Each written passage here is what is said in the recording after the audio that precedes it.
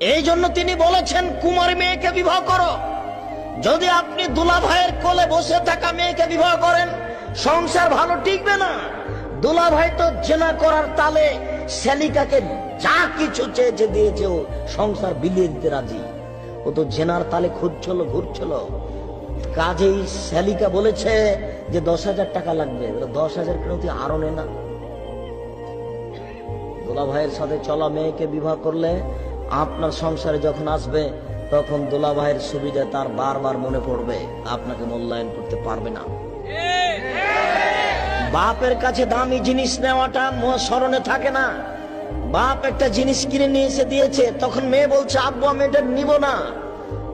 নেও মা নেও না, আমি এটা নিবই না, আমাকে এত দামের দিতে হবে। তখন বাপ আবার ওটা ঘুরিয়ে নিয়ে গিয়ে 5,000 টাকা দামের একটা কাপড় নিয়ে এসে দিয়েছে। কিন্তু এই কাপড়ের সাথে